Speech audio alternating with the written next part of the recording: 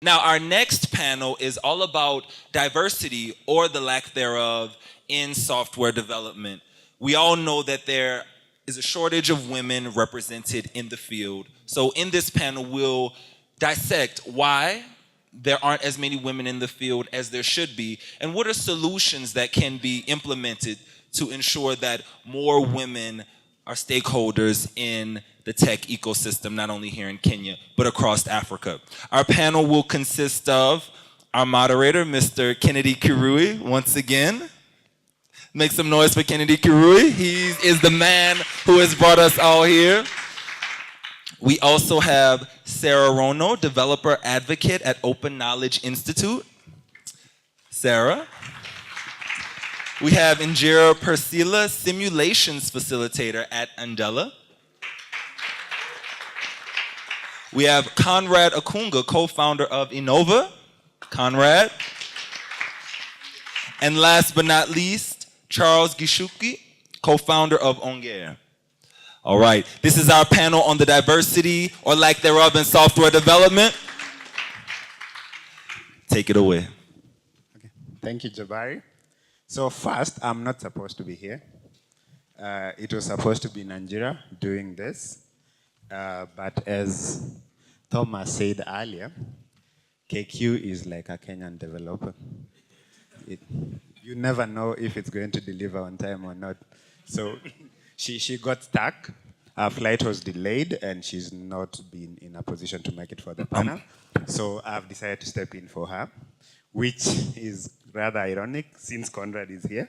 Yesterday, he also had to step in. Kirui, there was a blunder on my behalf. We do have another panelist. Like they were sick. Excuse me. Yes, we have Hannah Olukoye. She is a part of Mode Mobile Software Development. Apologies. She's just been added to the panel. Apologies, Hannah. Yes. Excuse me. Okay. Thank you, Jabari.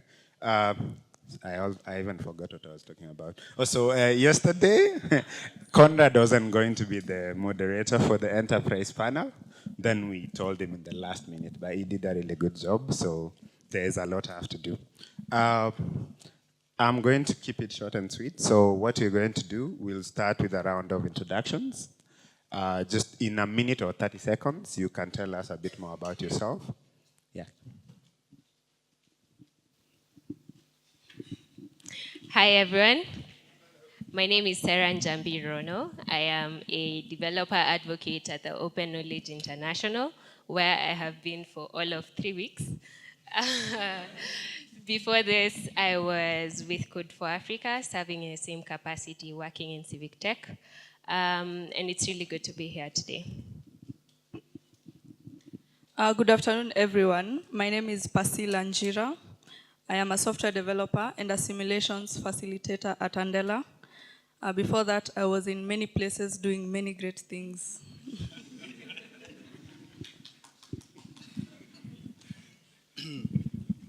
Hello, everyone.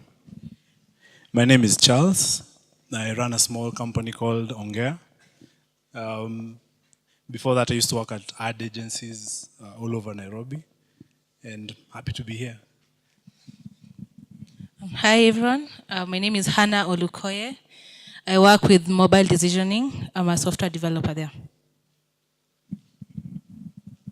Good evening, viewers.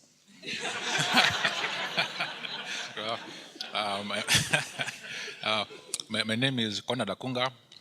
I run also a small company that does software for the financial sector. My name, Conrad Akunga Esquire. Okay, so before we move on, everyone seems to run a small company. Who runs a big company here, by a show of hands? Okay, seeing that IBM is a startup, that might be a bit hard to beat. So I'll do this differently. I'm going to throw it into to the audience first, just to get some context on why we are talking about this specific topic. So, how many female developers are in the room? Okay, let's just, how many females are in the room by show of hands? Okay.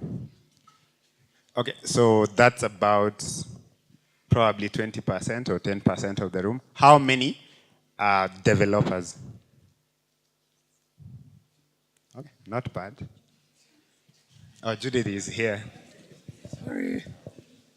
And then the second question, for the gentlemen in the room, in the teams that you work, how many have female developers in that team?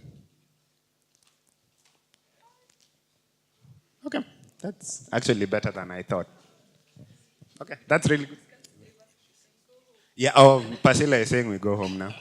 Okay, so back to the audience. I want us to talk, not to the audience, to the panel. Can we talk a bit more about numbers? Based on the teams that you all have worked before or part of, what is the balance between male and female developers? At Andela, for Lagos and Nairobi combined, we are approximately 25% software developers. Yeah. Yes. Where I worked before, the ratio was 1 to 3. 1 in 3. And where I work now, the ratio is 2 to 9. So we still have a long way to go.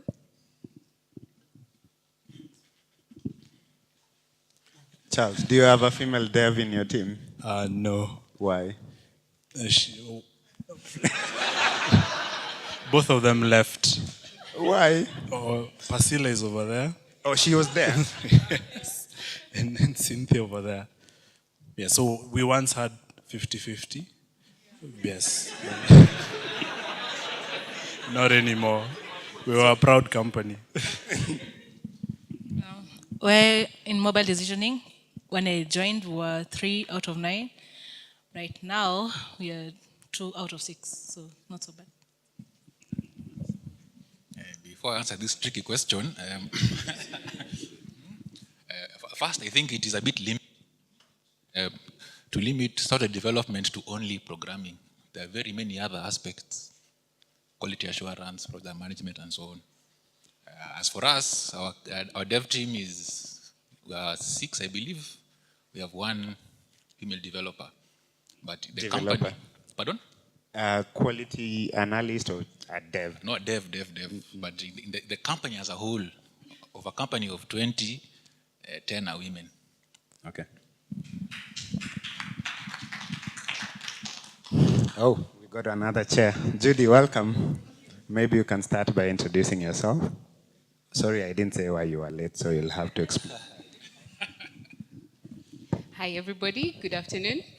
My name is Judith Owigar. I'm the operations director at Akirachix. In Akirachix, we are nurturing generations of women to create solutions using technology.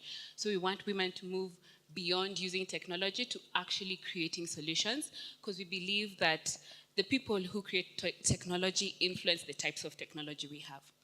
So I was at immigrations, let me just say that, and it has been one big rabbit hole. So I'm glad I'm here. Can you guys welcome her?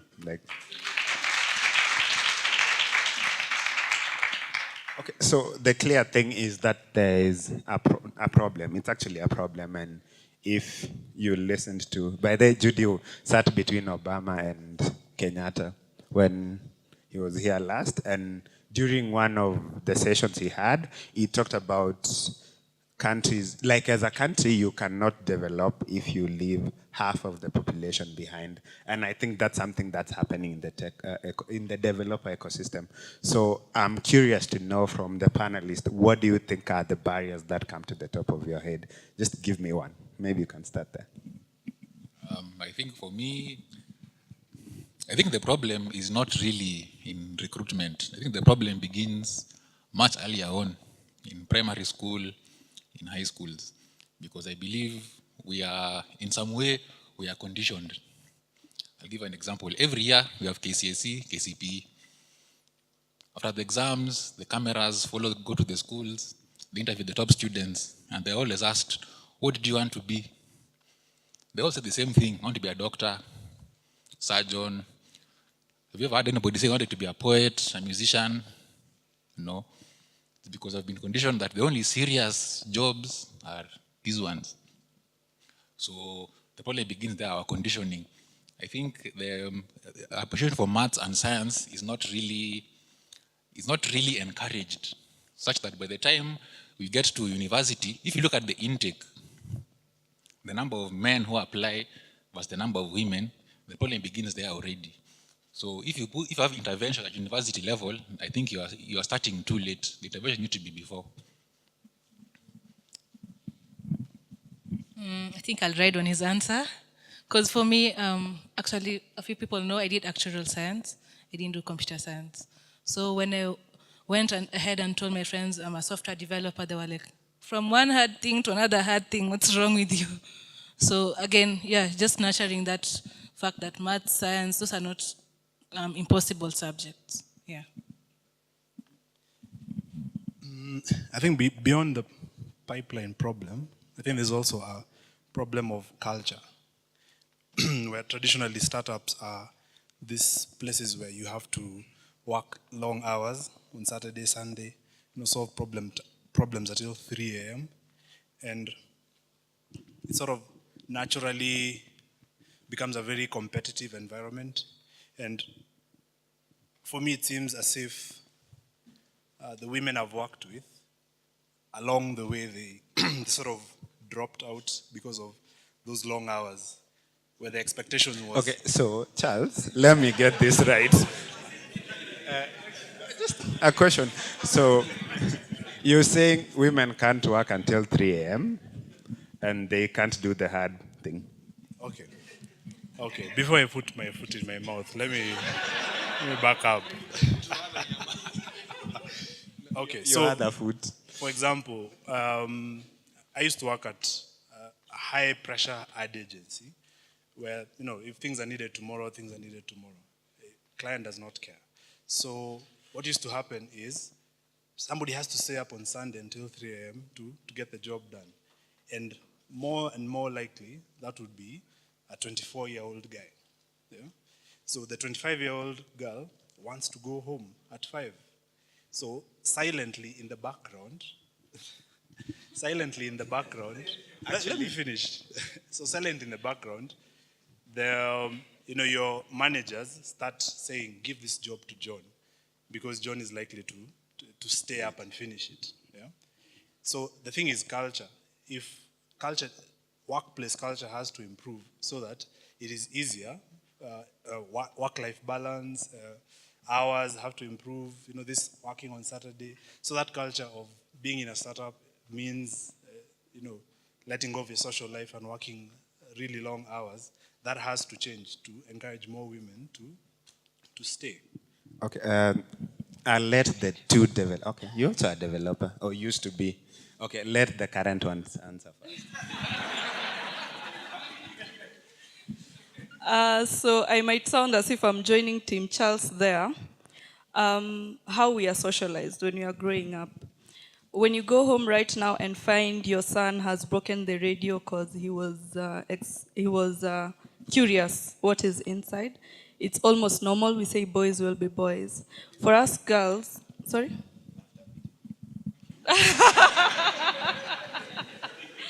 So us girls is not really like that. So I would say boys grow up, they're used to exploring and thinking, and it's not the same as us.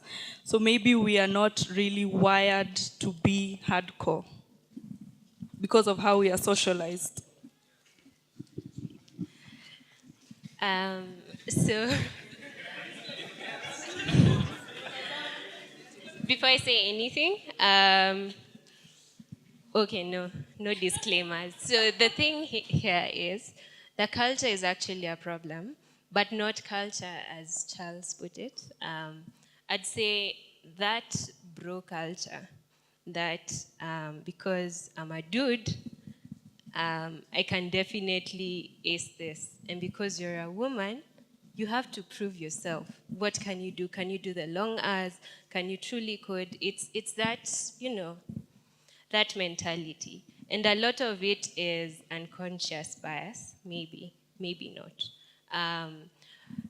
Just yesterday, if anyone saw it, on the Wall Street Journal, they were critiquing a book in which the writer suggested that women should probably consider using initials for their names and not having their photos on their LinkedIn profiles, on their Twitter profiles, because that way they will stand a better chance of being called for a job interview. Why do we have, in my opinion,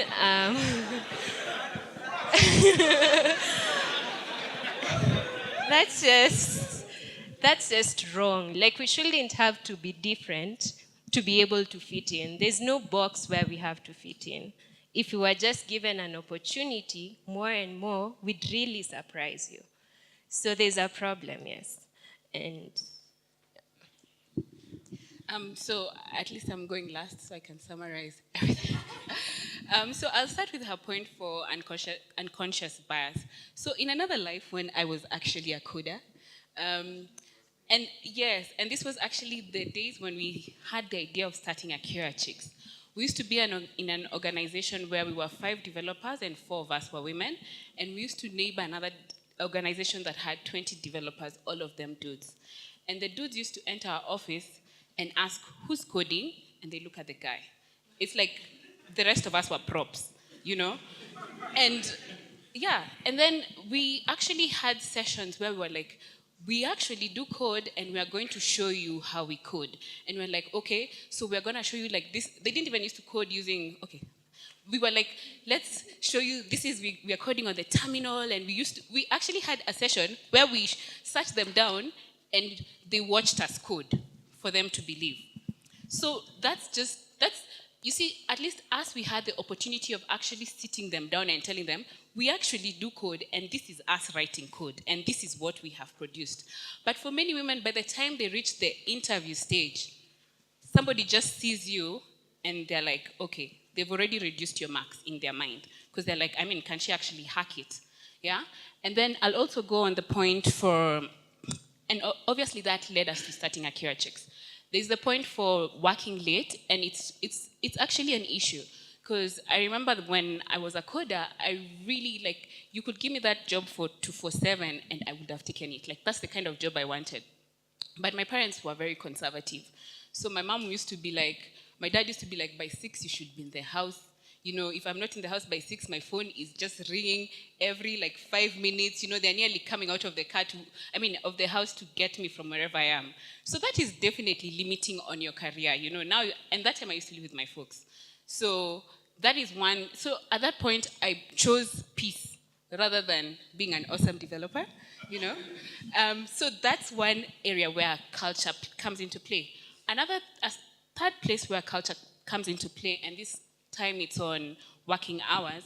I'll give an example of a friend of mine who's in the banking industry. Because despite the fact that this problem is a problem in tech, I think it's also a problem with women in leadership. You start seeing women dropping out from positions of leadership and there's attrition.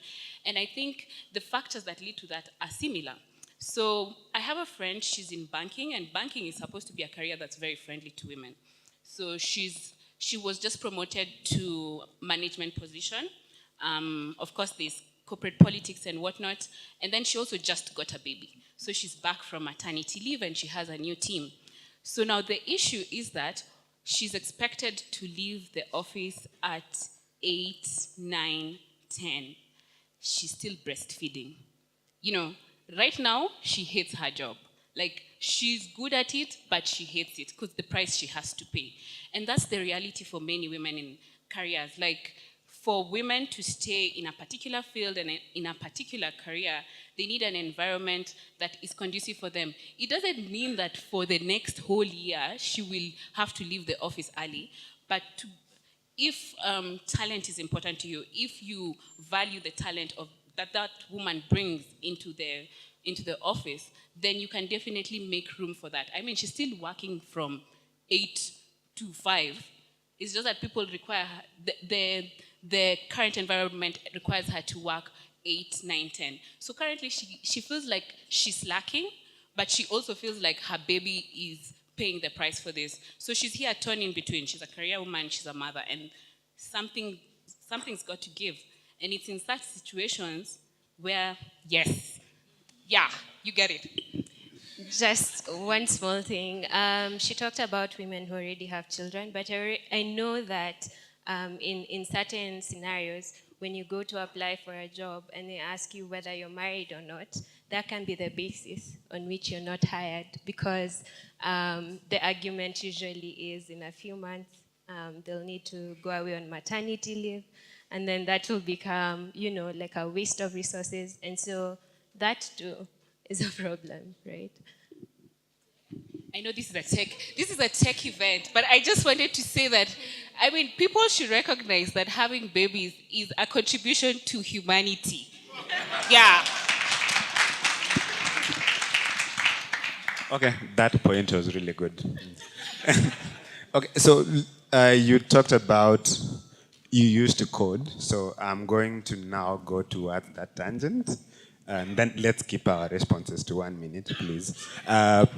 Two of my colleagues at the iHub also used to code, Mercy and Joy. Then they stopped coding. So for the people, how does that happen? And I've seen this many times where someone is really starting out, they're excited about, as a lady, they're really excited about the career, they're doing what they love, but after a while they move away from that. Besides the points we've talked about, what else would you say contributes to that? Charles, you can start.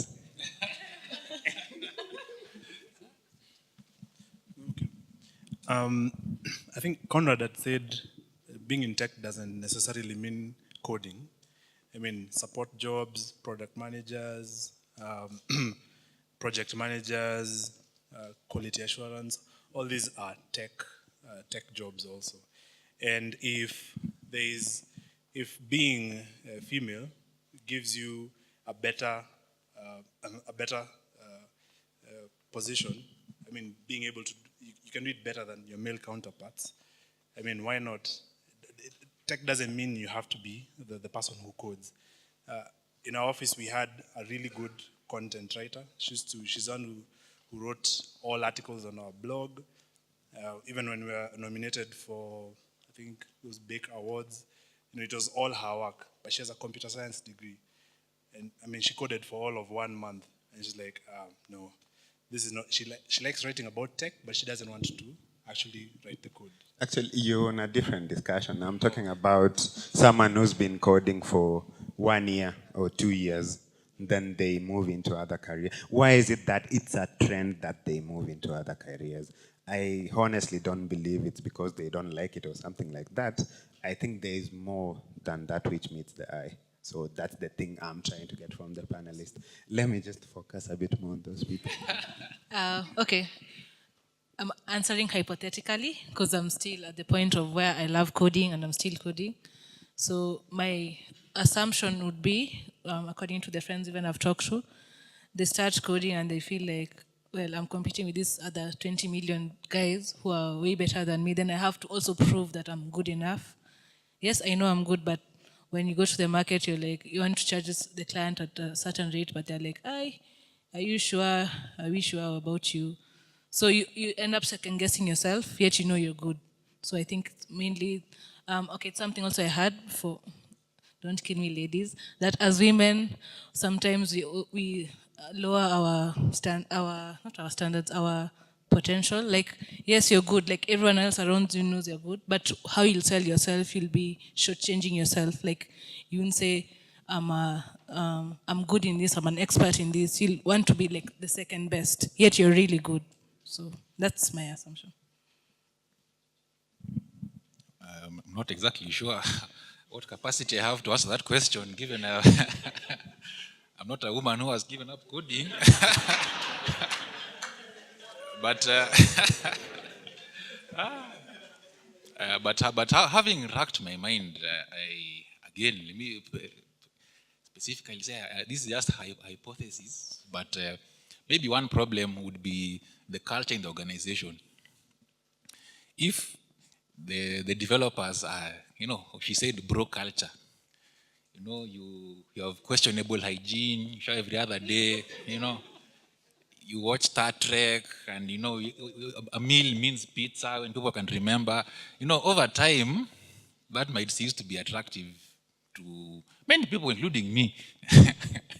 I mean, a culture like that, really, I don't think it would last long there. Maybe that could be one of the factors that contributes that the culture that is created there may not be conducive for them to further pursue without feeling they're compromising their quality of life or any of those things, perhaps. But since the some are here, maybe they can tell us why. From the audience. Okay, before I do that, KCA 478B, something has happened to your car. Oh, something will happen. Oh, okay. No, you know, when you go to a bar and you see someone carrying something like this and it's your car, you're in trouble. So just go and move the car before something happens to it. Any ladies in the audience? Joy, Mercy?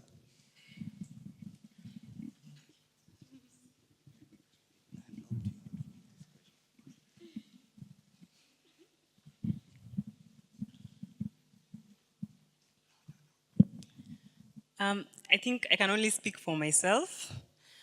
I got to a point where I thought I had a background in computer science and I did the degree and I thought what was expected of me was a tech career. And I did it. And then I realized I just don't like it. And I stopped, mostly because I just didn't like it. And I think even there are men who also just don't like it and stop.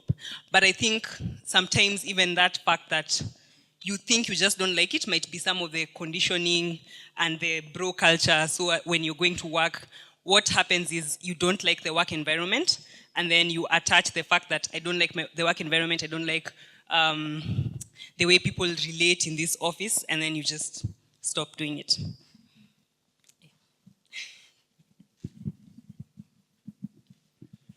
So, Mercy's point is very valid. People live their careers every day. You can realize, this is not for me. My heart is in anthropology, for example. So you go, we cannot victimize people for that. That is legitimate. But also maybe it's also possible that the reason that brought them into tech was not glue enough to keep them going. Yeah, so maybe we were in campus, then there was this drive for, we need more women in tech, then we all joined, wow, we started coding. So that is not enough glue to keep you through it all. You need deeper reasons than that, yeah. I'm not sure whether this is a point where we talk about how in most organizations, women will only earn a percentage of what men earn in the same position, right? And that, I mean, if we asked all organizations to open up the information, civic tech, excuse me. So open up the information and see how much they pay everyone in the organization, we'd all be very surprised. And the truth is that some organizations are already doing this, and this then becomes the basis, the argument that women will use to probably not move away from development, maybe so, yeah, but move to other organizations and unfortunately in some cases move away from development altogether. Thank you. So I'm going to shine the spotlight on Judith again, and it's more to do with, you talked about Akirachix. What do you think, what has been the effect of such programs that are trying to get more women in tech? Are we actually seeing an increase, or is it barely denting? Well, I definitely believe that there is an increase in the number of women who are in the field of technology in Kenya. And we don't really have the figures, but I'll give examples from different experiences. Like, one of the things I have seen, since Akirachix is based in Bishop Magwa, most of our students and people who are members of Akirachix hang around Bishop Magwa. One of the things I have seen is visitors, or even overheard, visitors coming to the iHub and they're like, there are so many women here. Yes, I have actually had that statement more than once. And the reason is because there are not many visible women in tech spaces. So I think that's one of the impacts that Akirachix has had. Another thing that I have seen is we provide a soft landing for women entering the field of technology. Now, the fact that we have to provide that is a thing, because many women, when they want to get to the iHub, they actually come to Akirachix, and they're like, yeah, I'd like to go to the iHub. They could actually take the lift and go to 4th floor, but that just shows you how many people perceive the tech space. It's not very friendly, and we provide a friendly and more welcoming face that they can come, interact with, get comfortable with tech, experiment, and then they go now and be a part of the tech community. I think something that Hannah said is very important. Generally, women undersell themselves, and one of the things that we have seen is, or that has been talked a lot about, is the confidence gap. How if a woman is put in an interview and the man will oversell himself and the woman will undersell himself.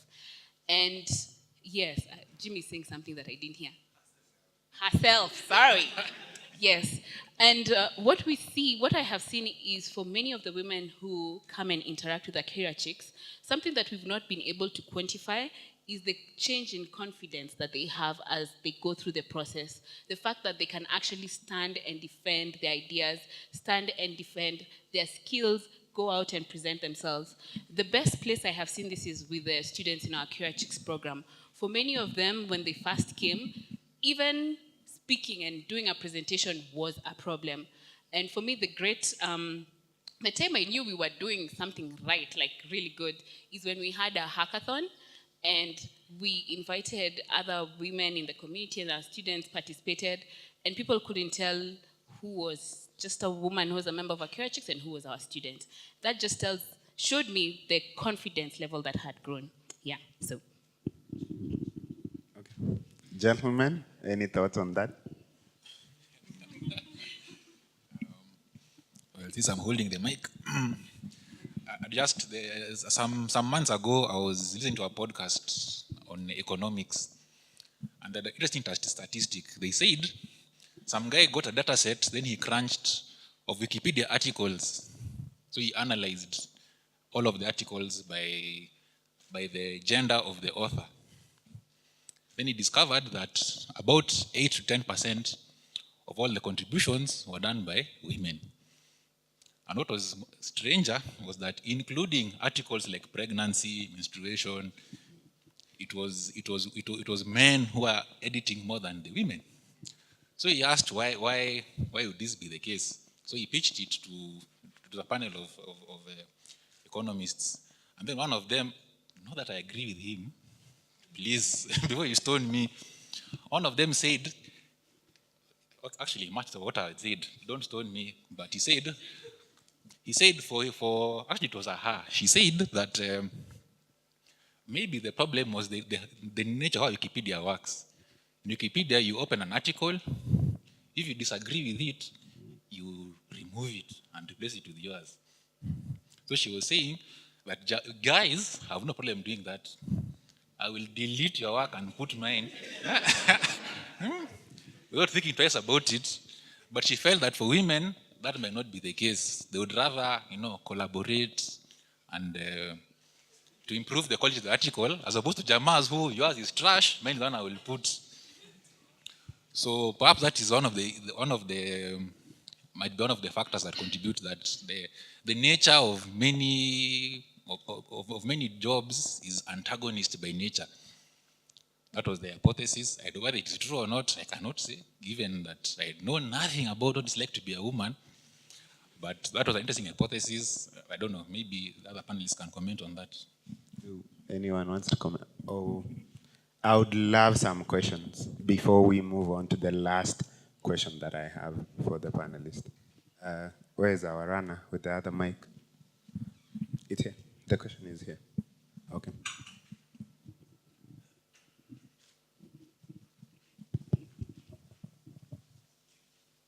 Any other question apart from Thomas? Thank you very much. My name is Wilfred. I have a son who's 16. I have a daughter who's 14. I actually give them equal opportunity in everything they do. But I've been coding for, well, let's say about 28 years. I'm that old. I'm close to my friends here. And yes, and I do. So the point I want to make is this. In the years I've been writing code, all the way from, I actually started off with COBOL, Fortran, Pascal, all those things, and I still do C#. So I've not like been left behind, but it's a challenge. Anyway, I've only worked with like 2 female coders in that amount of time. And I think there's some fundamental things, but I want to pose a question to particularly the ladies. First thing I want to say is, I agree with the issue of conditioning. I mean, the society basically defines how people act in certain roles. So even my wife who works somewhere, if she's not home by a particular time, I will be like, where is she? Even as much as we want to be liberal, that's the way we've also been conditioned. So there are real factors. Then the problem is actually worldwide. Even if you watch Microsoft events or Apple events, it's male dominated. So it's not unique to us here. So then, I agree with what Marcy was saying, that there are lots of men, perhaps even more than the women, who are dropping from coding, but simply because the numbers are so large, we don't take note of it. People get disinterested. They also jump in, oh, if I write code, I'll be rich, blah, blah, blah. You jump in and you discover it's not for me, and you fall off. But the issue I want to raise is, well, let me first of all say I believe in all-round equality, so I don't want to perturb anybody. But there's this thing about multitasking that women always talk about. You know, women can multitask, men can't. Yep. I'm still waiting for the question. It's coming now. A bit fast. So, given that women keep insisting they can multitask, I think every man here has been told that, isn't it? And women will actually agree to that. I find that coding per se is not conducive for multitasking. When you're writing code and you want to be productive, you will jump into the code, you will be fully absorbed, you will not think about anything else. So the point I'm making is, I think sometimes we try to force careers on genders, which, based on our natural differences. Yeah? Yes. Whoa, whoa, whoa, whoa. Yes. Whoa. No, let me finish. I'm not saying we are not equal. We are equal, but we are different. So if men want to try to get into some careers which require you to think about many things, we won't manage. So is that an issue? Do you think that's one of the reasons why ladies drop out of coding? No. A big no. Have all ladies dropped out of coding? Thank you. So I think I have 3 things to say. So the first thing is, like Conrad said, it's important to start early. So go as far back as primary school. Right now, I think high school, whatever age the child is, then introduce them to computers. Think about what computer machinani is doing, Akirachix is doing, like with kids in primary school, high school, not just campus, right? So that's a good way of dealing with it. And then I think saying women are this and not this is just being stereotypical. Get to know people. All of these things you've heard, but have you known them for yourself, you know? So let's deal with the stereotypes, get them out of the way, know people for who they are and what they can do. I think having worked with COBOL and Perl and C#, all of these things, you of all people should know that coding is just a result of try, rinse, repeat till you're good at something, right? And once you're good at it, you keep going, and the more you do, the better you are. You're not, I don't know anyone who was born a geek. We all grew into it, right? And so everyone tries, and they find their niche. And like Mugi said in the back, sometimes you realize this is not what you like to do and that you can prosper elsewhere. And then you move, otherwise you stay on, right? So, and I don't think it's also fair to compare ourselves with Microsoft, because then we're being like sheep.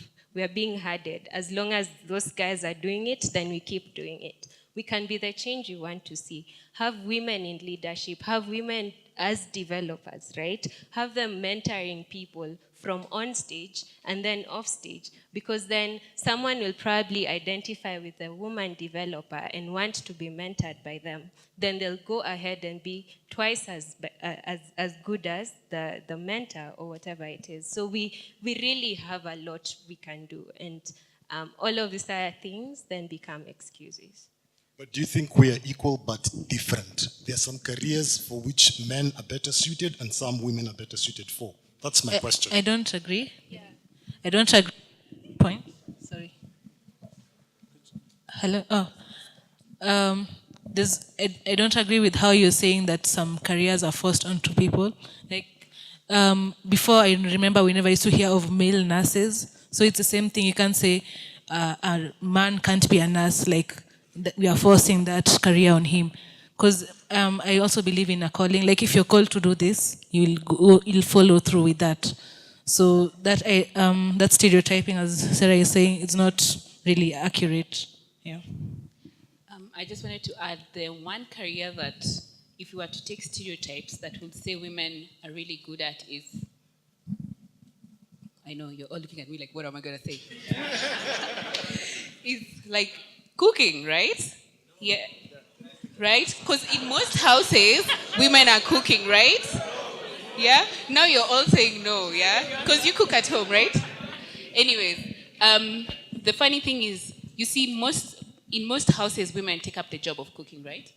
But in most professional kitchens, the cooks, who are now called chefs, are men. So, and you'd say that chefing is a career that requires somebody who can multitask. Yeah? So, it breaks down that argument. And the first programmers in the world were women. Actually wanted to allude to that, the likes of Ada Lovelace. Like if you look at the history of programming, it's all about women. Then when did it change? There's another question. Before Timbo, there's someone there. Where's the runner? The mic. The microphone. There's someone here. We're almost out of time, so please keep it short.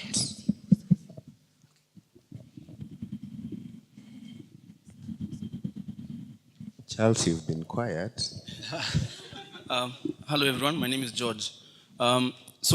She mentioned something earlier about pay gap. So my feeling was about the pay gap because for me it's painful because I have friends who would want them to earn as much as I do if we are at the same skill level. But now the problem with our industry is that it is extremely meritocratic. You have to show results. You have to show people you can do something. So there are all these factors where women are being put down. They have to prove themselves, then show merit, right? So my feeling was, or my suggestion would be, if you're going to create a team, always pair up people. What I mean by that is, I can work all night, but she can't work all night, for example. So pair up. So when during the day she's working, then me nacho siku, talking to the night runners and all those other things. So the point is, I think the point was making, there is some things you can draw from it, but I think it's to take advantage of our, how do I put it, our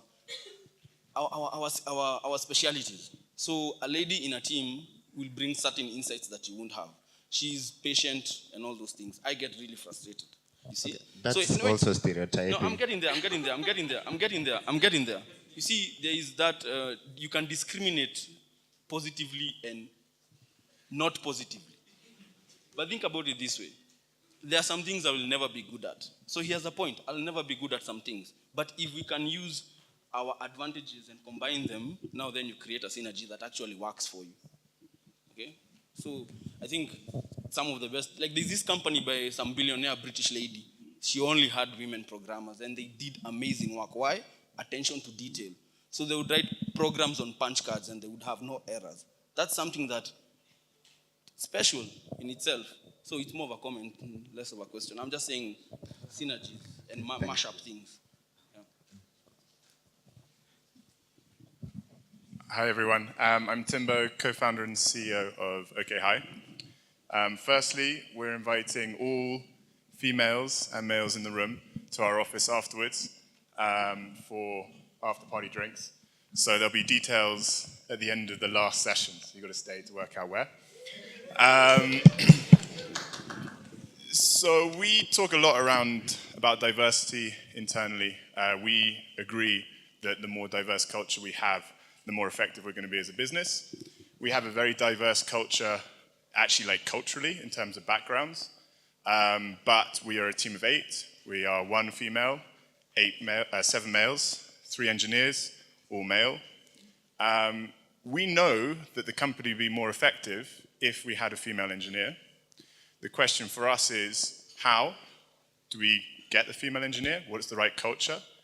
2, given the statistics that maybe 1 in 4 or 1 in 5 engineers is female, do we wait longer to hire a female if we have to? Or do we just hire the next best person that's probably more likely statistically to be a male?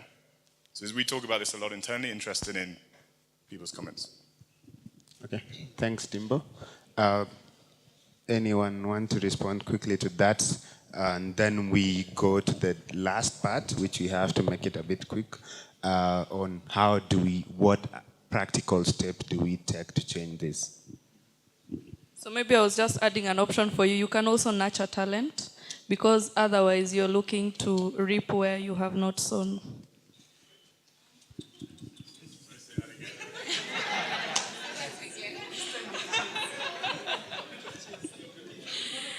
Another option for you is to nurture talent. Otherwise, you are looking to reap where you have not sown.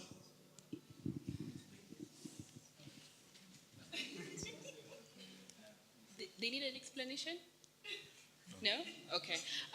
What I wanted to say is that this is a generalization, so I'm not saying this is a fact. But I think generally women are attracted to office culture rather than money.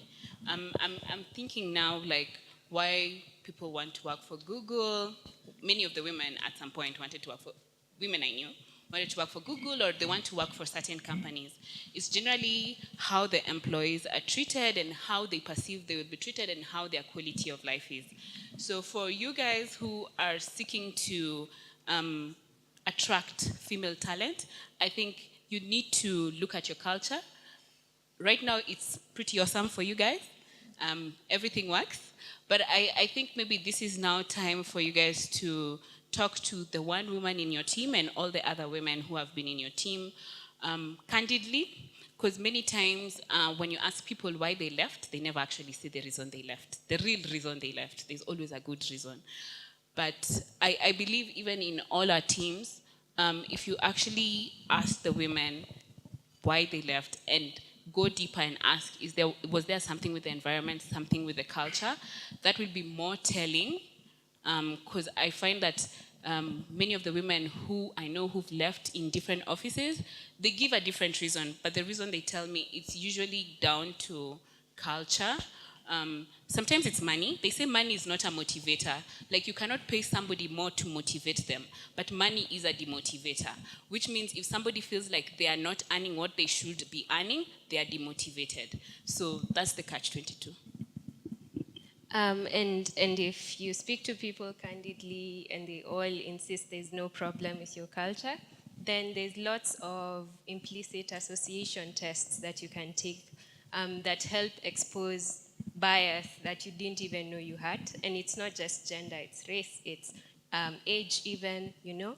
And so such things really help, because then you know where you've been going wrong as a person, and everyone else on your panel of interviewers, for example, then you're able to rectify that.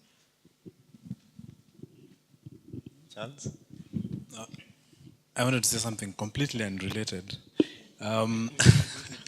But about this, yes. Okay. So I've done lots of interviews. I've interviewed very many people, both men and women. I used to do 1 or 2 interviews every Thursday for the last 6 years. And not just when we're hiring people. Sometimes it's just so that I can see what's out there, who's out there, what kind of skills are out there. And generally, I found that women interview better, strangely. They're more confident, they speak better. Men actually more, their hands shake, they sweat, they don't answer questions properly. So I found women interview better, they present themselves better, even in their CVs. So actually, I started having a bias towards, looking a bit deeper, beyond the presentation, because women present really well. Yeah? How they talk, what's on their CV. But I always found that guys present really poorly. You know, they'll send a Word document with, you know, hobbies. I don't know. As in, they don't present really well. And even when I recommended people that I've worked with, like there's some wonderful developers that I've worked with, and when I recommend them to somebody else, I tell them, this guy interviews poorly. Yeah? So don't judge him just on the interview. So maybe it's just back to that. Yes, as in if you, at the interview he'll fail. You know, you won't even hear what he's saying. But he's a brilliant developer. And it's true. And the thing is, maybe there's also some of that. Women are way more confident than stereotypes assume. And I think it's back to the work Judy and the girl child movement are doing. So I'm trying to look at the problem the other way around also. That there is a disadvantage young men coming out of Strathmore have. Just Strathmore. Okay. Out of university have when it comes to interviewing. Out of maybe like the recent one I did an interview for a content manager. Most of the applications were women. And the ones that actually made it to the interview, all the women interviewed really, really well. Guys interviewed very badly, and their CVs were not good, even if they had the same experience. So yes, the problem cuts both ways. Like she said, we need to look beyond stereotypes. As in, if we're just stuck in these boxes of, you know, women can multitask and men can't. You know, those are boxes. We need to step out of those boxes and actually look at, you know, walk in other people's shoes also. Okay, thank you, Charles. I think we have about 0 minutes, so we'll keep it short. The last part, no, I'll exempt you guys from that question. I can see Conrad sighing like Fuchs. So how do we fix this? I think we agree it's a problem. Okay, probably Charles doesn't agree it's a problem, but for the other guys, like how can we actually, what can we do to change this? Actionable things that we can do to change this. Just to give me one. Maybe we can start there. I have a very simple one. If you are a woman who is an engineer or a rocket scientist or a doctor, the best impact you can have is to go to your primary school or your high school or even your nursery and stand there and tell those kids that you are in fact an engineer or a doctor or whatever, because it'll have a lot more impact than me doing it. Let me give an example. And if you think of an engineer, it's some guy with horn-rimmed glasses and a biro here and an ugly coat. But you know, if there's no law that says an engineer cannot wear stylish outfits and high heels and do a hair. The engineering is not how you look, but what you do. So if young girls saw that actually it's not an abstract thing, you can like wearing pink and be a brilliant engineer, and there's nothing wrong with that. There's no contradiction. It's actually possible if someone who has done it can tell them, not their dad saying, no, you can be anything, work hard. That will only go so far. But if they see an actual engineer telling them it's possible, that will have a lot more impact, number one. And number two, it will solve the pipeline problem. So those kids will know, this teacher keeps telling me to do BCom or law, but it is possible to be an engineer and I should work towards it. So you also solve the pipeline problem in primary schools, in high schools, and universities. And it's a very simple intervention. You can do it today, or well, tomorrow, a bit late today, but you know, you can go to your high school, you're all like going from high schools to primary schools, you can go there and demonstrate and give those girls, you know, something to work towards. My humble opinion. Basically, there is no hope for the current crop?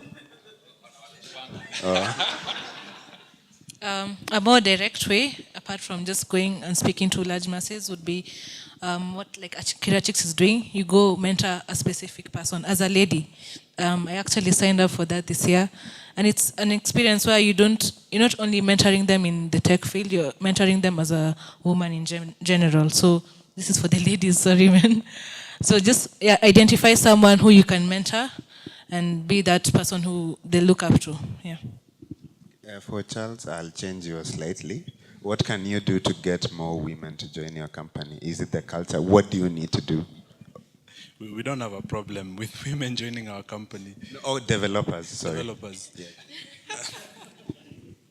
We interview women and we hire them. So we are an open company. We don't have a problem with okay, but your data says otherwise. In fact, you've lost 2 women. One of them is here. So yeah, how can... I'm trying to pitch her to come back together with Cynthia. Actually, some of our best developers are actually women. Cynthia, Percila, and Josephine. So as in, we don't have a problem with hiring women developers. You're putting me on the spot. That's why you're on the panel.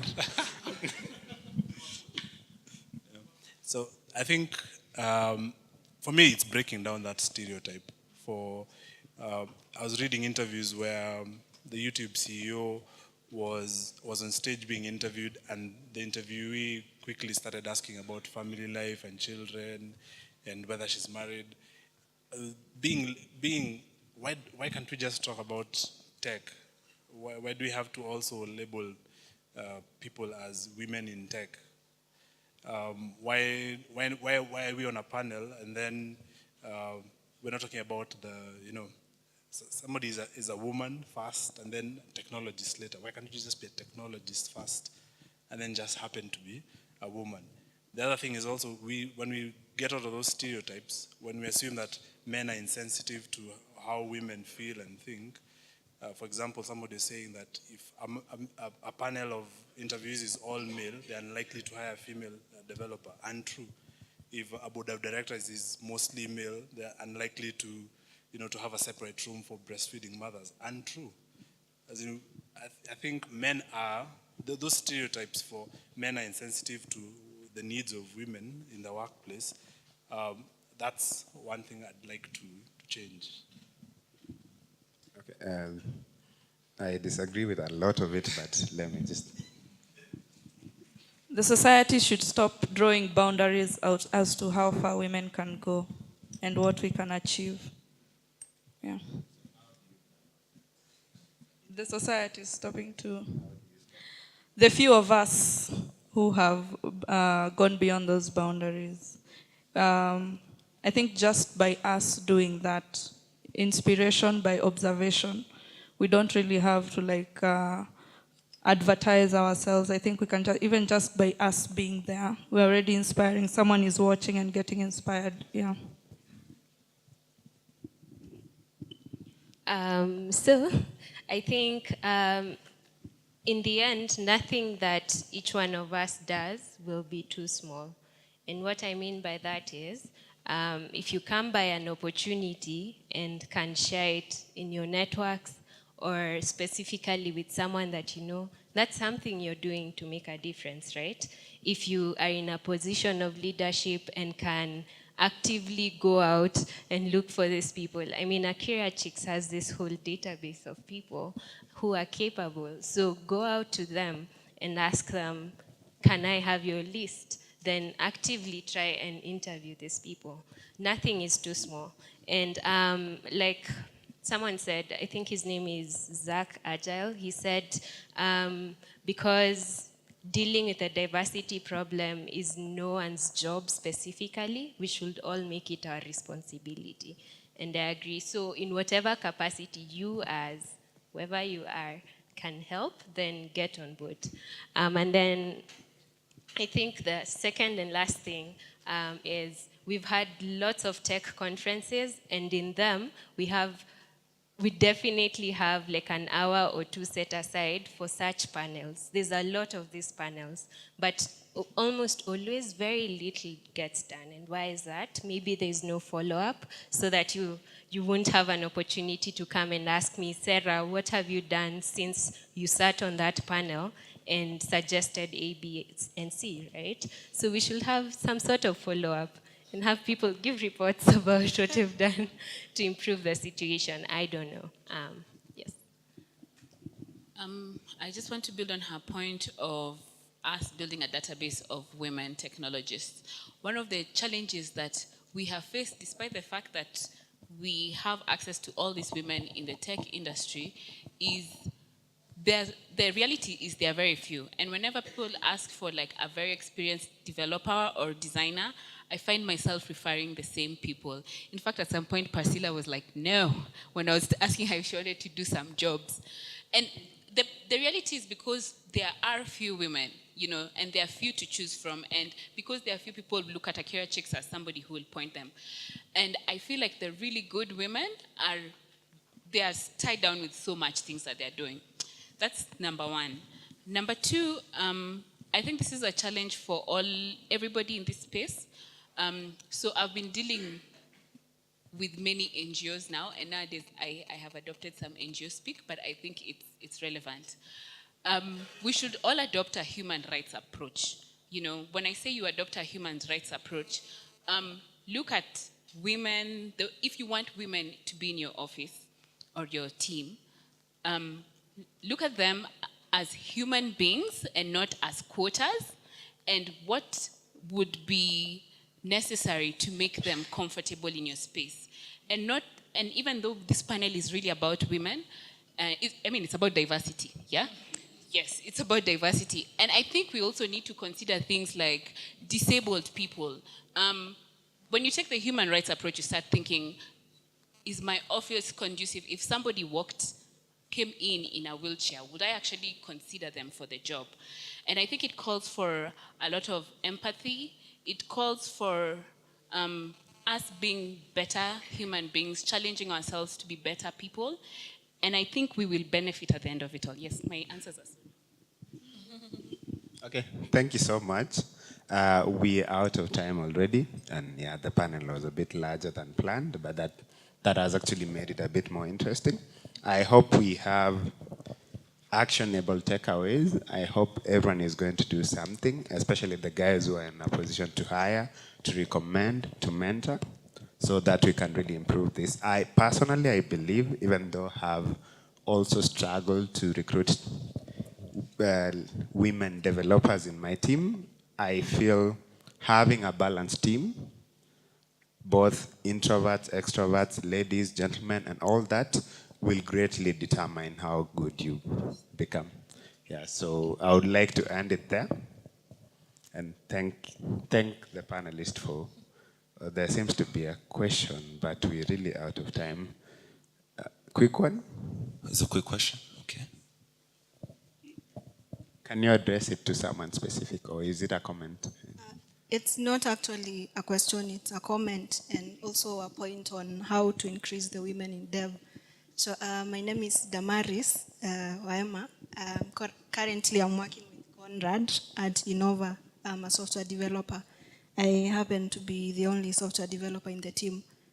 And I think one of the ways that we can use to increase the number of women developers, I think it's to do what Conrad has done with me. First of all, if you want to have a good developer in your team, you don't go looking for a good developer, like a good woman developer. You have to be ready to invest in them. You have to be ready to mentor them and even to teach them whatever is it that they don't know. Then, yeah, so that is my first point. You have to find and be ready to groom that girl or that woman. And sorry.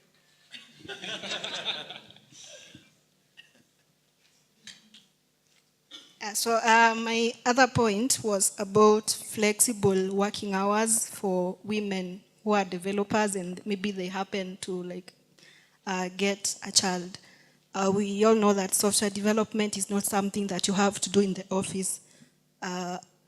If you could maybe allow us, let's say that we work maybe from 10 to 5 in the evening. Code is something that you can write even at home when you're breastfeeding our kids.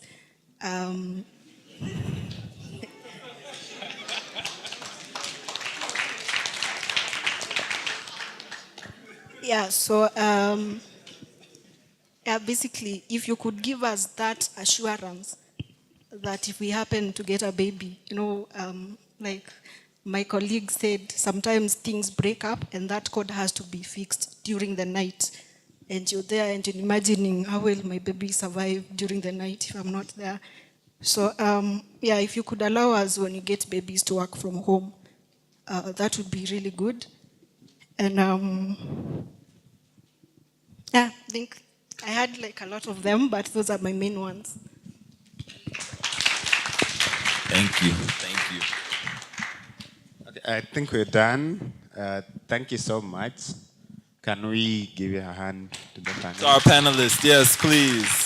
Serah, Njira, Judith, Conrad, Charles, and Hannah.